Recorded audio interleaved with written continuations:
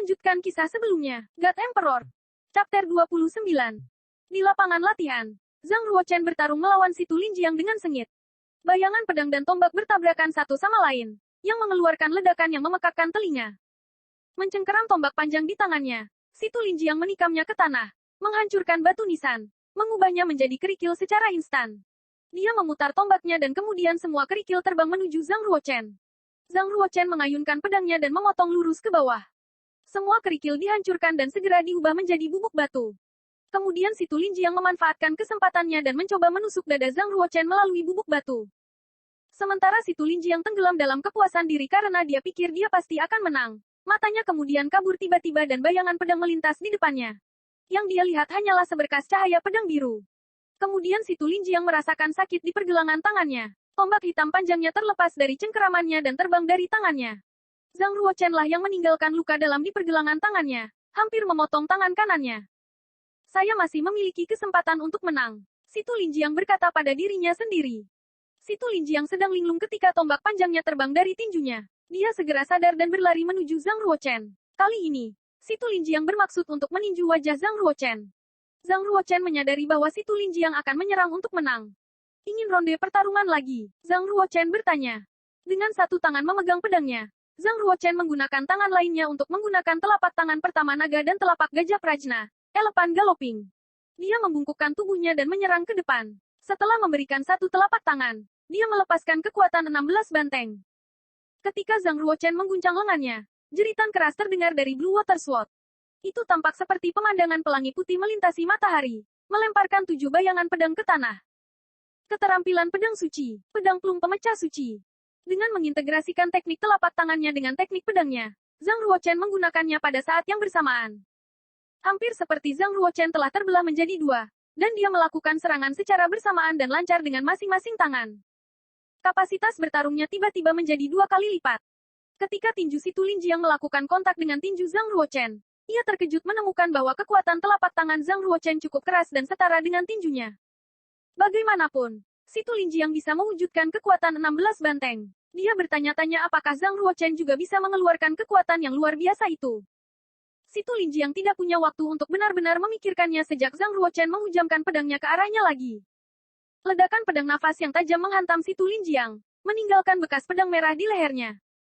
Zhang Ruochen dengan mudah berpindah antara telapak tangan dan pedangnya, memaksa Si Tulinjiang untuk terus melangkah mundur.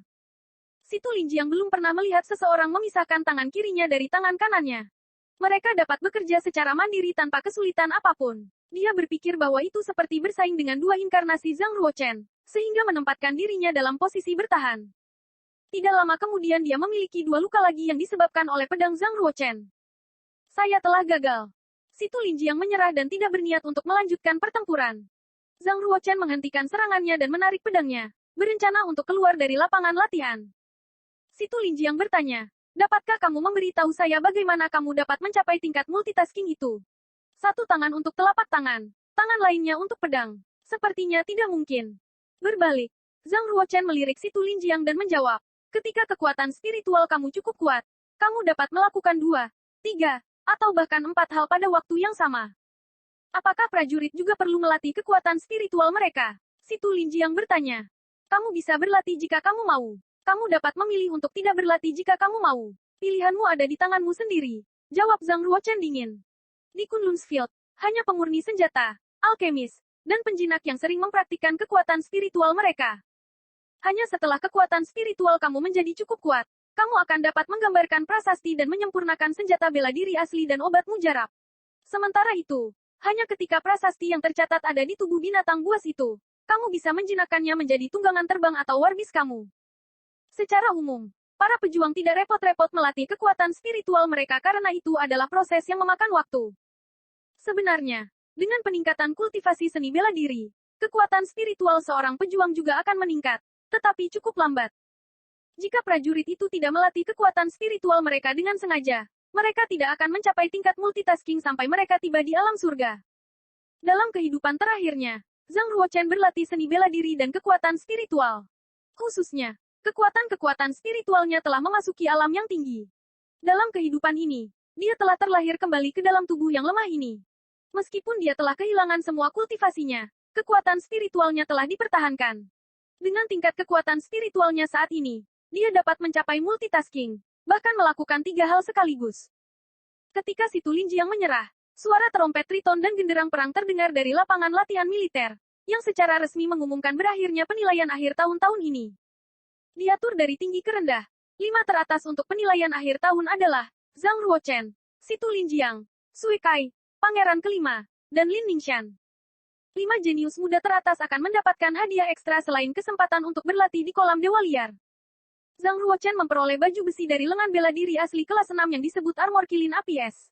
Dikenal karena nilainya yang besar dan kekuatan pertahanannya yang luar biasa. Dikatakan disempurnakan dari sisik Raja Binatang Buas, seorang kilin. Jika dibandingkan dengan prajurit dari kelas yang sama, baju besi itu dianggap lebih berharga daripada prajurit itu. Yakni, nilai baju besi dari lengan bela diri asli kelas 6 sama dengan seorang prajurit dari lengan bela diri asli kelas 7. Dengan biaya setidaknya 1 juta koin perak, Armor Kilin APS ini sebanding dengan teknik bela diri dari kelas spiritual rendah. Bahkan langka untuk keluarga kerajaan di Komando Yunwu. Saya tidak percaya harta seperti itu diberikan kepada saya sebagai hadiah untuk tempat pertama. Zhang Ruochen tercengang dan memandang Pangeran Komando Yunwu, yang berdiri di atas. Setelah merenung sejenak, dia langsung mengerti. Bagaimanapun, Zhang Ruochen adalah putra Pangeran Komando Yunwu. Armor Kilin Ice Fire yang berharga, meskipun diberikan kepadanya, secara teknis masih milik keluarga kerajaan. Jika si Tu Linjiang mendapat peringkat pertama, dia tidak akan diberi hadiah harta yang sama. Itu akan menjadi harta karun lain, lebih rendah dari Armor Kilin APS. Mungkin Pangeran Komando Yunwu merasa menyesal untuk Zhang Ruochen dan Selir Lin, sehingga memberi penghargaan baju besi Kilin APS kepada Zhang Ruochen sebagai bentuk kompensasi atas kesalahannya selama beberapa tahun terakhir. Baju besi Kilin APS adalah baju besi yang hanya menutupi tubuh bagian atas. Ketika Zhang Ruochen menyuntikkan ki aslinya ke dalam armor Kilin Ice Fire langsung tampak biru dan merah, memancarkan kekuatan gabungan dari es dingin dan api yang menderu-deru. Setelah melihat Zhang Ruochen mengenakan baju besi Kilin APS, sang ratu, yang duduk di atas, menarik wajah yang panjang dan terlihat cukup serius. Dengan niat membunuh yang melintas di matanya, dia berdiri dari kursinya. Ratu mengayunkan lengan bajunya dan berbalik, membalikkan punggungnya di lapangan latihan. Pangeran kelima dan pangeran keenam semuanya mengelototi Zhang Ruochen dengan rasa cemburu dan kagum yang besar. Menyimpan kebencian di dalam hatinya, pangeran kelima berkata dengan senyum muram, tidak peduli betapa berbakatnya dia dalam latihan. Semakin luar biasa dia, semakin cepat dia akan mati. Tunggu dan lihat, aku yakin ratu kita tidak akan membiarkan dia mencapai potensinya. Bahkan jika dia sangat berbakat, dia masih tertinggal jauh di belakang saudara ketujuh kita. Hah, bahkan wanita favoritnya akan menikahi saudara ketujuh kita sebagai selir kekaisaran sisinya. Tidak ada apa-apa, pangeran keenam tertawa dingin. Sebenarnya, mereka hanya berbicara karena cemburu. Namun, kecemburuan adalah sumber kebencian mereka. Kolam Dewa Liar adalah salah satu tempat paling berharga dan paling berharga dari keluarga kerajaan. Butuh ratusan tahun bagi kolam itu untuk menangkap puluhan ribu hewan buas dan mengumpulkan darah mereka dari masa lalu, yang kemudian berubah menjadi genangan darah yang luas. Itulah mengapa itu dinamai kolam Dewa Liar. Hanya jenius paling luar biasa yang diizinkan untuk berlatih di kolam Dewa Liar. Kolam Dewa Liar berada di bawah kuil leluhur kekaisaran. Upacara penyembahan diadakan setiap tahun di kuil leluhur kekaisaran, di mana orang-orang akan membunuh binatang buas untuk mengisi kembali kolam Dewa Liar dengan darah segar. Kekuatan misterius muncul ketika darah dari pengorbanan bercampur dengan kolam yang ada dari Dewa Liar. Oleh karena itu, para prajurit muda yang berlatih di kolam Dewa Liar menyerap esensi darah, dan itu akan membangun tubuh seni bela diri mereka, membuka lebih banyak meridian. Semakin besar bakat seorang pejuang, semakin banyak keuntungan yang akan dia dapatkan. Di bawah bimbingan menteri, Zhang Ruochen, si Tu Linjiang, Sui Kai, pangeran kelima, dan Lin Ningxian dibawa ke kuil leluhur kekaisaran. Siapapun yang memasuki kuil leluhur kekaisaran harus bersujud kepada kaisar dan ratu agung di masa lalu di lapangan Kunlun. Setiap orang harus menunjukkan rasa hormat kepada mereka, terutama kepada Ratu Suci Mulia dan Moralitas, Permaisuri Ciao, Tuanku. Dia mengatur dunia dan menikmati keagungan di segala penjuru. Semoga dia selalu muda dan hidup kekal. Pendeta berdoa dan membaca dengan lantang sambil berlutut di tanah. Permaisuri Ciao, Tuanku. Dia mengatur dunia dan menikmati keagungan yang ada di segala arah. Semoga dia selalu muda dan hidup kekal. Si Tu Linjiang, Sui Kai, pangeran kelima, dan Lin Ningxian membaca dan berdoa. Mereka berlutut dan bersujud di depan patung batu Permaisuri Ciao. Hanya Zhang Ruochen yang berdiri tidak menunjukkan rasa hormat tetapi dipenuhi dengan kebencian pahit padanya. Ciao, tunggu aku. Saya akan datang menemui kamu ketika saya berhasil dalam kultivasi saya. Zhang Ruochen berpikir dalam hati. 800 tahun telah berlalu. Kamu mungkin tidak tahu bahwa orang yang kamu bunuh 800 tahun yang lalu terlahir kembali. Chapter 30. Dengan perasaan tidak senang, menteri itu bangkit, melirik Zhang Ruochen di belakangnya dan berkata, Pangeran ke-9, maukah kamu membungkuk kepada permaisuri Ciao? Daripada dia, aku hanya menyembah langit dan bumi, serta orang tuaku. Setelah kata-kata ini, Zhang Ruochen melewati kuil leluhur kekaisaran dan pintu rahasia. Kemudian dia berjalan selangkah demi selangkah di sepanjang tangga batu di belakang pintu menuju kolam dewa liar. Pangeran kelima, Situ Linjiang, Sui Kai, dan Lin Ningxian berdiri dan melirik Zhang Ruochen. Sifat liarnya yang akan menyakitinya cepat atau lambat. Situ Linjiang sedikit menggelengkan kepalanya. Setelah pertarungan dengan Zhang Ruochen, Situ Linjiang datang untuk mengaguminya karena bakat seni bela diri. Tapi Zhang Ruochen sangat sombong sehingga dia seharusnya tidak menyembah permaisuri. Dia akan mendapat masalah besar di masa depan. Kamu pikir kamu siapa? Kamu hanya memiliki kultivasi Dawn State of the Yellow Realm, yang hanya dapat dihitung sebagai tahap awal seni bela diri. Tidak ada yang bisa memprediksi apakah dia akan menjadi atasan di masa depan. Kata Lin Ningxian. Kemudian, dipimpin oleh menteri, Pangeran kelima, Situ Linjiang, Sui Kai, dan Lin Ningxian juga berjalan menuruni tangga batu dan masuk ke dunia bawah yang penuh dengan bau darah. Di tengah dunia bawah, ada kolam suci berdarah raksasa, dengan panjang dan lebar lebih dari 100 meter. Ombak berdarah tak henti-hentinya melonjak dengan air kolam yang bergulung-gulung. Di tengah kolam darah berdiri sebuah altar kuno yang terbuat dari bertonton megalit dengan prasasti dan pola di masing-masingnya. Sebuah meja batu menjulur lurus ke atas untuk menghubungkan altar di bumi. Sudah waktunya bagi kalian semua untuk berlatih di kolam dewa liar. Harap diingat bahwa karena kekuatan darah yang kuat di dalamnya, tinggalkan secepat mungkin saat kamu tidak tahan lagi. Kalau tidak, bisa mengancam nyawa. Menteri memperingatkan dengan tegas. 5 jenius muda, Zhang Ruochen, Lin Ningxian, Situ Linjiang, Pangeran kelima, dan Sui Kai, berjalan ke kolam dewa liar secara bergantian. Air di kolam dewa liar sepertinya cukup panas untuk merebus orang. Aduh! Kelima anak muda jenius itu mengerang saat air kolam menyentuh kulit mereka dan melelehkan mereka. Segera, kaki mereka hancur dan berdarah. Mereka menggigit peluru dan bertahan dengan mengoperasikan ki asli internal mereka untuk bertahan melawan kekuatan darah. Jika kamu mengoperasikan ki asli untuk mempertahankan diri dari kekuatan darah, kamu akan menghentikannya masuk ke dalam tubuh, kata menteri dengan santai di tepi kolam. Untuk mendapatkan kekuatan darah dari kolam dewa liar, 5 anak muda harus menarik ki asli eksternal mereka. Pada saat itu, perasaan menyakitkan yang familiar muncul lagi untuk membuat meridian mereka terekspos. Karena kekuatan spiritual yang kuat, Zhang Ruochen dengan jelas mendeteksi bahwa jejak kekuatan darah panas masuk ke dalam tubuhnya melalui luka dan diintegrasikan ke dalam darah dan tulangnya.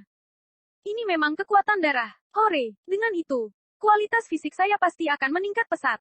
Saya harus mengambil kesempatan ini. Perlahan, saat dia menutup matanya, Zhang Ruochen berjalan ke tengah kolam dewa liar selangkah demi selangkah. Semakin jauh dia masuk, semakin dalam airnya. Setelah hanya 10 langkah, air berdarah telah mencapai pinggang Zhang Ruochen. Semakin banyak dia menyentuh air, semakin cepat kecepatan penyerapan power of blood. Sementara itu, rasa sakitnya juga semakin kuat. Pendeta di tepi kolam terkejut olehnya dan heran. Luar biasa. Seberapa kuat kemauannya untuk berjalan ke area tengah saat pertama kali memasuki kolam. Ketika Pangeran ke-7 pertama kali memasuki kolam dewa liar untuk berlatih, dia membutuhkan 2 jam untuk beradaptasi dengan area dangkal sebelum dia pergi ke area tengah. Ada 3 area dari kolam dewa liar, area dangkal, area tengah, dan area yang lebih dalam.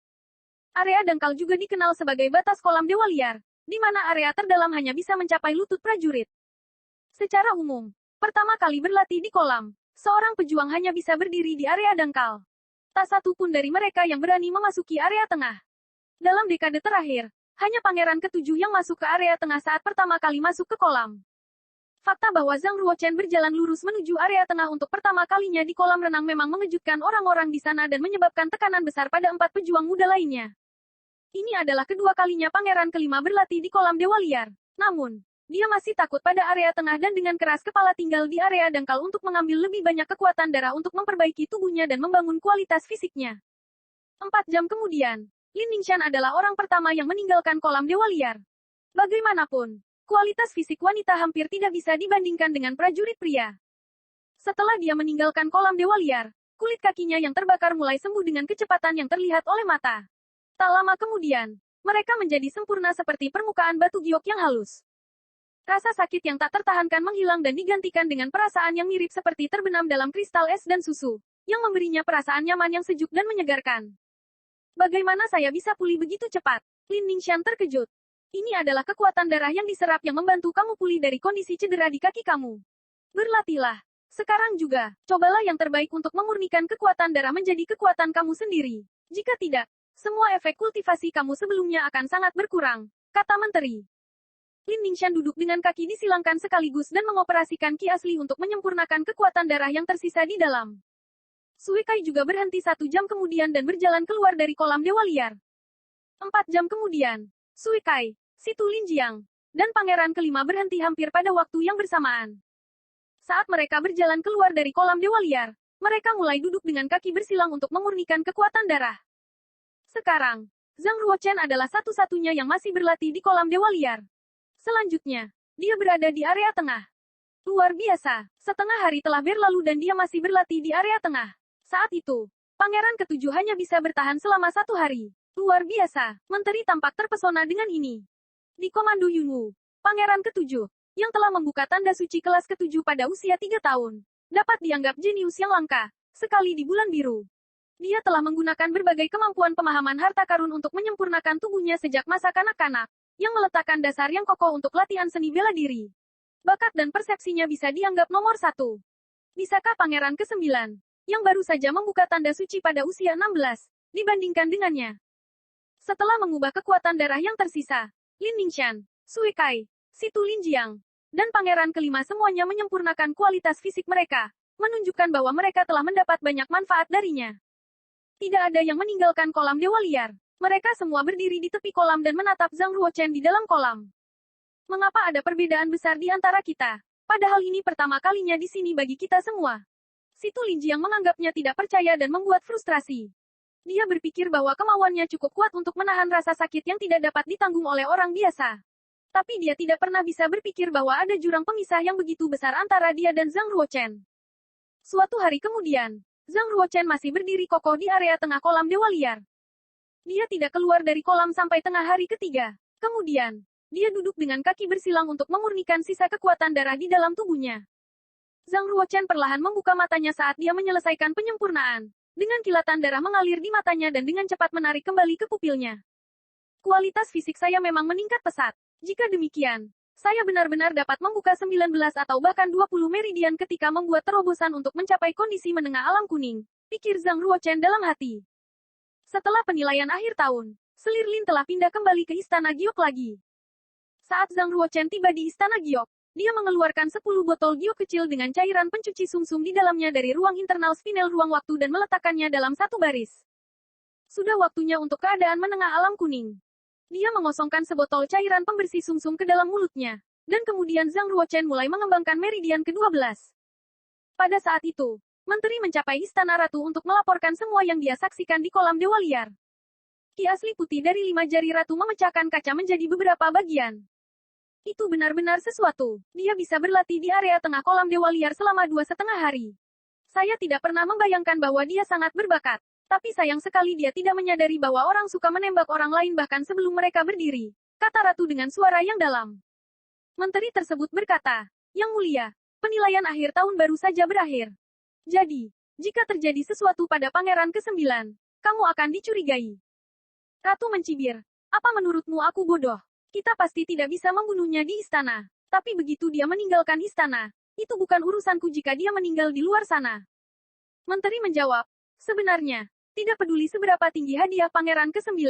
Dia hanya berkultivasi di negeri Fajar Alam Kuning, yang tidak pernah bisa dibandingkan dengan pangeran ke-7.